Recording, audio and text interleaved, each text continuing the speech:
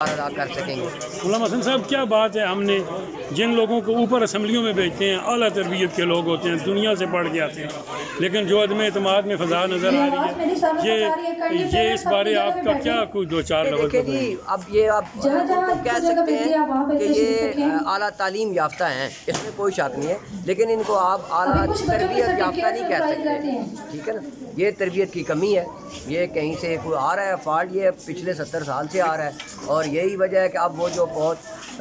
جو بچے جوان ہو کے اور ممبر قومی اسمبلی بن گئے ہیں، اگر ان کا کوئی ان کے اندر اخلاقیات نہیں ہے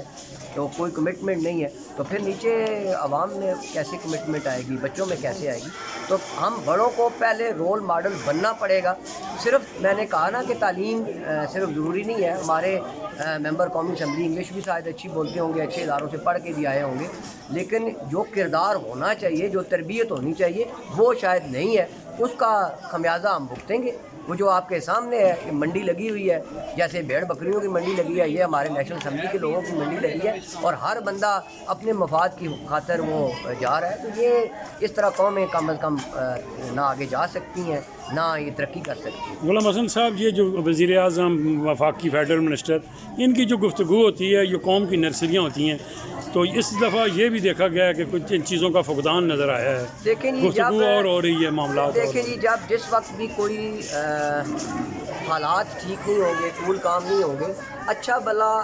سینسیبل آدمی بھی، پڑھا لکھا آدمی بھی غلطیاں کرتا ہے۔ کچھ تو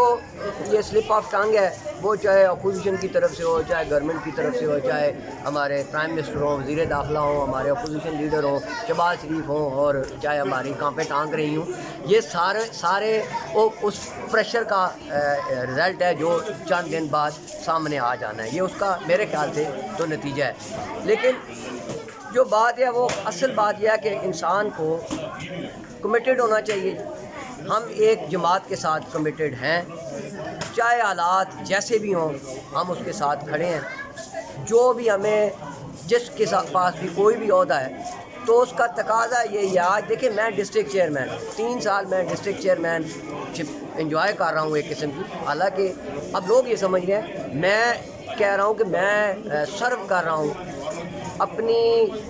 جتنی بھی میری سیاسی، سماجی، معاشی، معاشرتی جو بھی میری ورتھ ہے، میں اس کو بروئے کار لا کے اس عہدے کے ساتھ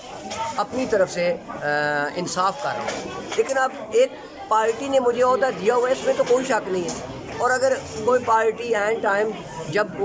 کرائسس کا شکار ہوتی ہے، کوئی پریشر آتا ہے، کوئی اپوزیشن پریشر کریٹ کرتی ہے، تو یہ باہر سے جو بھی حملہ آور ہوتے ہیں، ان کو اندر سے جو امداد ملتی ہے وہ غداری کے زمرے میں آتی ہے۔ یہ دیکھیں، چاہے ہسٹری دیکھ لیں، جب سے بھی باہر سے کوئی حملہ آور ہے تو اس کو سپورٹ اگر انر سے ملی ہے تو انہوں نے اس کو غداری کے زمرے میں لیا ہے۔ اب اگر